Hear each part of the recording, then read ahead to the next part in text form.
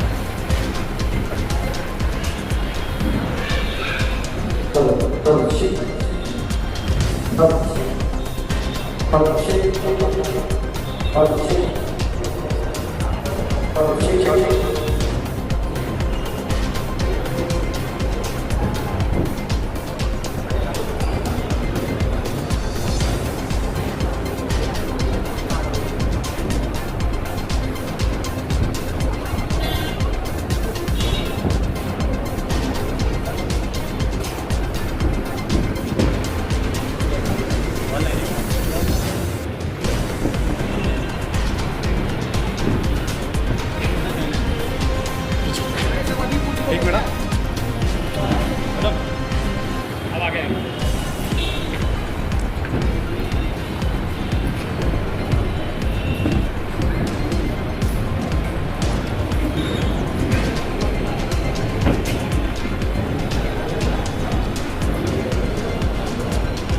हमें डॉक्टर साहब का साथ देना है और इंशाअल्लाह पीस पार्टी की तरफ से जो है यहाँ पर इंशाअल्लाह ताला हम उनका भरपूर ताउन करेंगे और इधर पर डॉक्टर साहब का इंशाअल्लाह कंधे से कंधा मिलाकर उनका साथ देंगे और हम ये अहद करते हैं इंशाअल्लाह कि हम जी जान से उनका इस्तेमाल करते हैं और उनका साथ देने का वादा करते हैं इंशाअल्लाह ताला। आपने आकर यहाँ पर हमें इज्जत बख्शी, हम तहे दिल से आपका और जितने आपके साथी सबका शुक्रिया अदा करते हैं।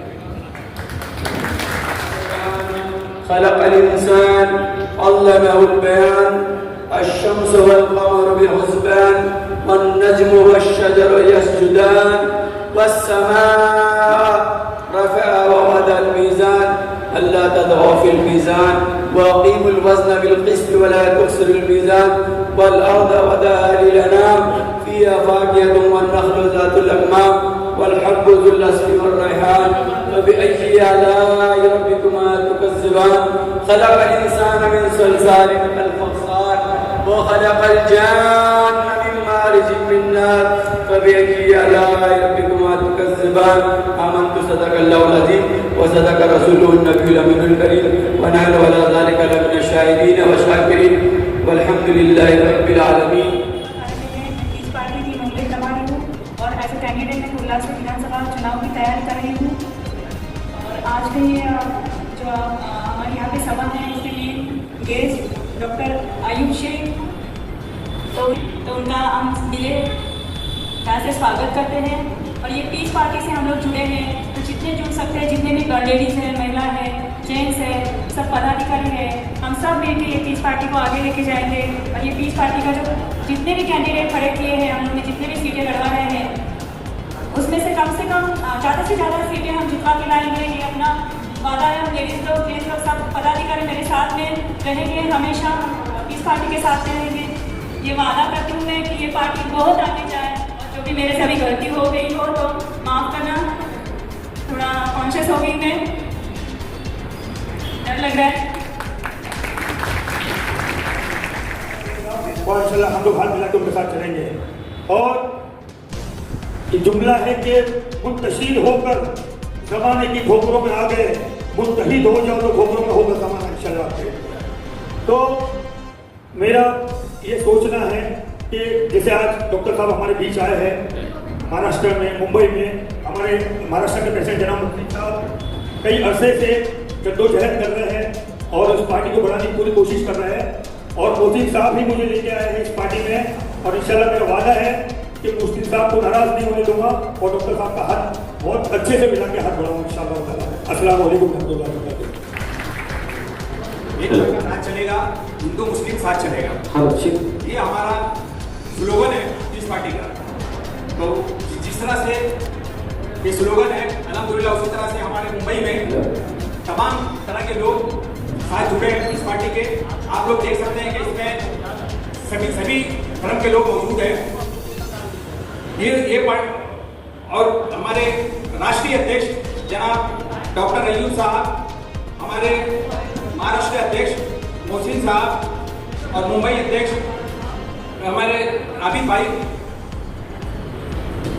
आप लोगों से इतना कहना है कि आप लोग जिस तरह से जुड़े हो पार्टी से, इंशाल्लाह इसी तरह से पार्टी आगे बढ़ती जाएगी। मैं बता दूं, कॉर्पोरेशन का इलेक्शन हम यहाँ से नागपाड़ी से लड़ चुके हैं, तो ये पार्टी आज नहीं है, बहुत पुरानी पार्टी है।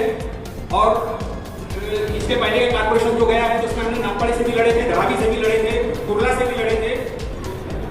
तो आप लोग जिस तरह से जुड़ रहे हैं पार्टी से, अल्हम्दुलिल्लाह बहुत अच्छी बात है। इसी तरह से आप लोग पार्टी में जुड़ते रहिए और पार्टी को आगे बढ़ाने का काम करिए।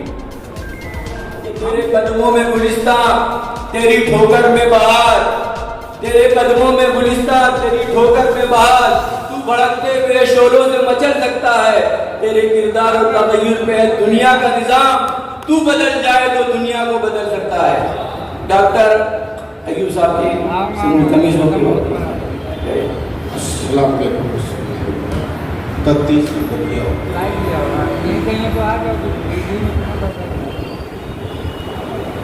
महाराष्ट्र के सभी हमारे साथियों, उलमाए कराम, बुजुर्गों, नौजवान साथियों, माँ बहनों का मैं शुक्रिया अदा करता हूँ। आए आप सभी ने अपना वक्त दिया। पत्रकार बंधुओं का, प्रिंट और इलेक्ट्रॉनिक मीडिया का भी मैं शुक्रगुजार हूँ,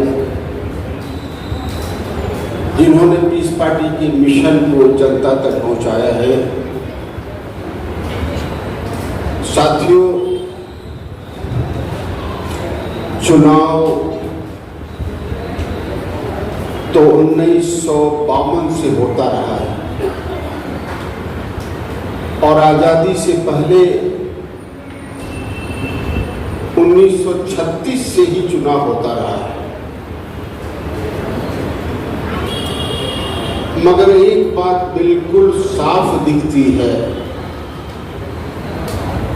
अगर हम चुनाव में हिस्सा लेने वाले राजनीतिक दलों या पार्टियों के मैनिफेस्टो, वादे और उनकी कार्यशैली का आकलन करें, उस पर चिंतन और मनन करें, उस पर गौर फिक्र करें, तो एक बात बिल्कुल साफ हो जाती है कि आज तक जितनी भी राजनीतिक दल, चाहे वो जिस नाम से भी बनी हो, चाहे वो उनका मंशा हिंदुत्व का हो, सेकुलर हो, पिछड़ों का ही हो या दलित हो, ये सभी पार्टियों के नारे और कहने के विचारधारा वो अलग रही है और उनकी कार्यशैली बिल्कुल अलग रही है। अगर वो जो वादा करते हैं, जो मैनिफेस्टो में लिखते हैं, जो प्रचार प्रसार करते हैं, अगर वही सही माने में उनकी कार्यशैली होती, काम करने का तरीका होता, तो शायद पीस पार्टी बनाने की और पीस पार्टी चलाने की जरूरत नहीं होती। हिंदुत्व के नाम पर अगर आरएसएस और भाजपा आई तो आज तक किसी पिछड़े और दलित जो इस देश के 85% हैं, उन पिछड़े और दलित को कभी उन्होंने आरएसएस का संचालक या अध्यक्ष नहीं बनाया है। हमेशा एक ही समाज का रहा है, ब्राह्मण समाज का रहा है। अगर उस सत्ता में भाजपा आई है तो उन्होंने पिछड़े समाज के आरक्षण और दलित समाज के आरक्षण को खत्म कर दिया है। आप ये सोच रहे हैं कि मैं आरक्षण की बात क्यों कर रहा हूं? मैं संविधान की बात कर रहा हूं। मैं इन पार्टियों के नारे और इनके संचालन की बात क्यों कर रहा हूं? क्योंकि हमारे संविधान ने, हमारे आईन ने, हमारे कॉन्स्टिट्यूशन ने समाज के कमजोर तबकों के तरक्की का एक ही रास्ता बताया है, और वो है उस समाज को उनकी आबादी के हिसाब से आरक्षण मिले, रिजर्वेशन हो। ये उस समाज के लिए ही सिर्फ नहीं है, क्योंकि हमारा समाज किसी विशेष व्यक्ति या किसी विशेष समाज के लिए नहीं बनता है। हमारा संविधान इस देश के नागरिकों की भलाई के लिए, इस देश की तरक्की के लिए, इस देश की मजबूती की बात करता है, और ये मानता है कि जब तक समाज का सबसे कमजोर तबका, जो सबसे कमजोर, लाचार, बेबस है, जो मजबूर है, जब तक उसको न्याय नहीं मिलेगा, उसके साथ अन्याय होता रहेगा, उसको विकास का अवसर नहीं मिलेगा, तब तक न तो ये समाज तरक्की करेगा, मजबूत होगा, और न ही देश मजबूत होगा। मतलब ये मैं कहना चाहता हूं, जो हिंदुत्व की बात करता है, मैं कहता हूं कि मुसलमानों को तबाह कर दो आप, मगर पिछड़े और दलित जो हमारे हिंदू भाई हैं, उनके साथ तो न्याय करो अगर हिंदुत्व की बात करते हो तो।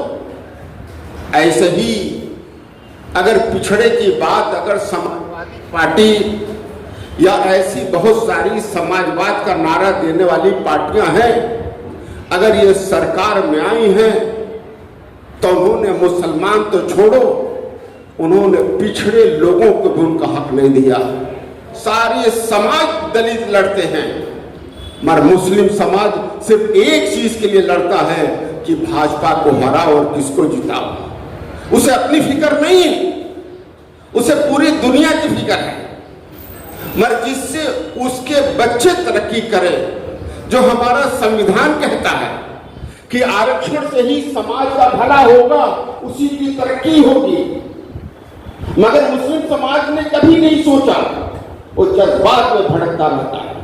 इसी तरीके से पिछड़े समाज जो सत्ता में नहीं आए हैं, इसी तरीके से दलित समाज जो हिंदू भाई अपने कहते हैं, जो सत्ता में नहीं आए हैं, उन्होंने आरक्षण की बात नहीं की है, और जिसने आरक्षण ली है उसी समाज की तरक्की हुई है।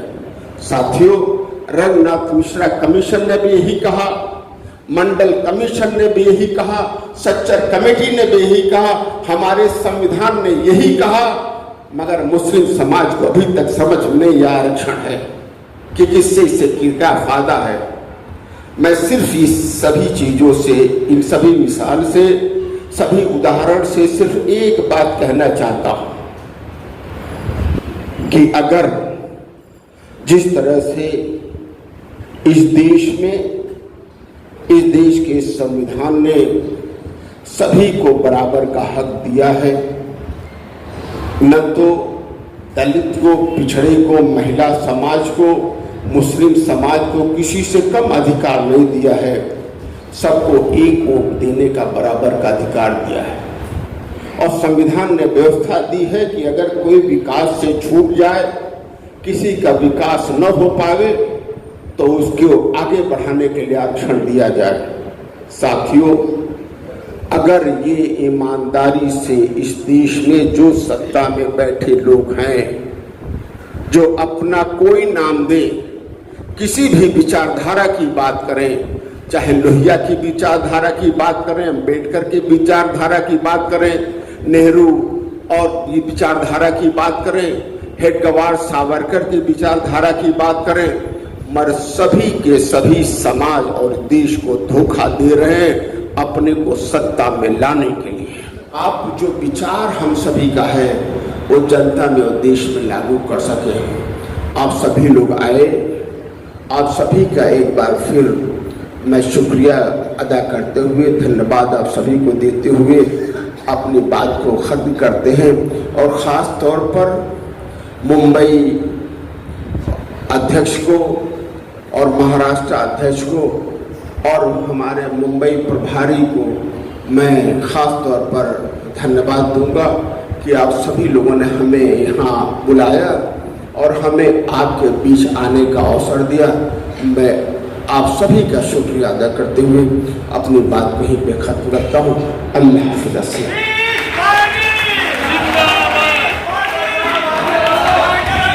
हेलो,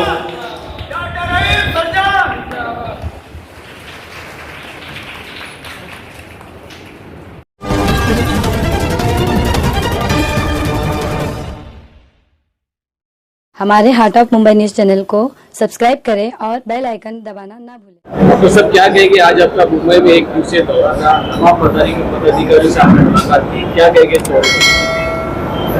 इस पार्टी का मकसद था कि अपने साथियों को जनता के बीच इस पार्टी के मिशन को और इस पार्टी के मकसद को पहुंचाना है और हमारे साथियों को आने वाले जो कार्यक्रम है उनके बारे में उन्हें अवगत कराना। इस पार्टी का मकसद था आज हमारे आने का।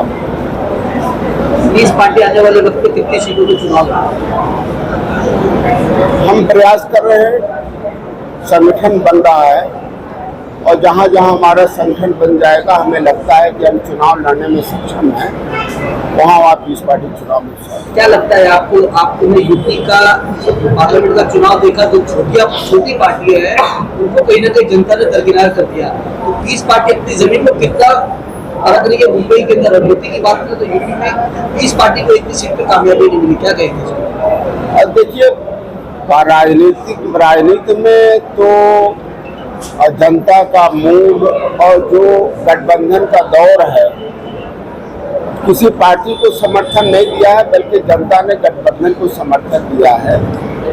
उन्होंने कोशिश की है कि गठबंधन की सरकारें बने और जो भी पार्टियां गठबंधन में नहीं रही हैं उनको उतना वोट नहीं मिला है जितना उन्हें मिलना चाहिए था। इस पार्टी भी इसमें शामिल है और हमें लगता है कि ये दौर हमेशा बदलता रहा है। इस पार्टी का दौर भी आएगा और जनता हमें समर्थन देगी और हम लोग सभी लोग कामयाब होंगे। आपका यहाँ पर इंडिया अलायंस की 6 पार्टियां हैं, एनडीए और इंडिया अलायंस है। क्या आपकी इन कोई पार्टियों से बात हो रही है कि आप भी अलायंस करेंगे आने वाले में? हम लोग चुनाव में लड़ने का तो फैसला कर लिया है। अब गठबंधन होगा कि नहीं होगा, क्या होगा, ये तो भविष्य की बात है। वो डिपेंड करता है कि पार्टियों में क्या मत बनता है और इस पार्टी में क्या मत बनता है।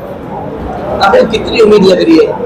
हमें उम्मीद लगती है कि हम चुनाव में मजबूती से हिस्सा लेंगे और जनता का हमें समर्थन मिलेगा। सर क्या कहेंगे, मुंबई और महाराष्ट्र के दौरे पे हो आज, जैसे मुंबई जैसे क्षेत्र में एक जो माहौल जो क्रिएट हुआ है, आपने देखा भी होगा, एक अमन और शांति का पैगाम आपने दिया यहाँ से, लेकिन यहाँ पे जो महिलाएं हैं वो डर के और भय के माहौल में जी रही है कि हमारे बच्चे जो स्कूलों में जा रहे हैं उसमें भी उनको डर है, भय का माहौल है। लड़की बहन योजना निकाली गई है, महिलाएं आपके साथ टीम में जुड़ रही है, लेकिन यहाँ पे महिलाएं भी एक डर के माहौल में, क्या कहना चाहिए? देखिए, डर का माहौल तभी रहता है जब सत्ता शासन में ईमानदारी नहीं होती। मैं महसूस करता हूं कि जो भी सरकारें रही हैं, चाहे वो केंद्र प्रदेश में है, वह ईमानदार नहीं रही हैं। मैं समझता हूं कि अगर न्याय और ईमानदारी के साथ सत्ता शासन किया जाए और दोषियों को ईमानदारी से सजा दिया जाए और मुजरिमों को बचाया न जाए, तो मैं समझता हूं कि डर और भय का माहौल खत्म होगा। मगर ये सरकारों में कमी है, इसलिए मैं मानता हूं कि पीस पार्टी का ये दौर है।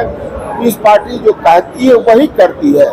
ऐसे में अगर पीस पार्टी को समर्थन मिलता है, सरकार में शामिल होती है या सरकार बनाती है, तो मैं समझता हूं तभी ये खत्म हो सकता है। सर क्या हिसाब से आप कंटेक्ट करेंगे चुनाव? देश में आप देखे होंगे कि महाराष्ट्र और भी अदर स्टेट में जो लड़की भाव लड़की बहन के नाम से जो लोगों को पैसे दिया जा रहा है, लोग उनसे जुड़ेंगे या आपकी पार्टी से जुड़ के आगे इच्छा रखेंगे काम करने की?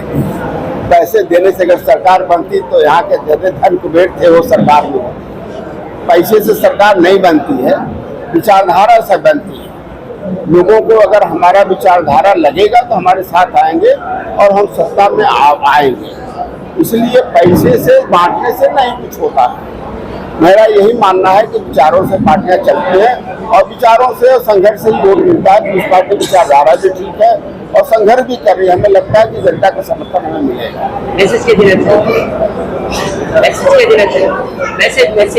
मैसेज हम ये देना चाहते हैं कि अभी तक जनता ने सभी पार्टियों के कार्यशैली को देखा है।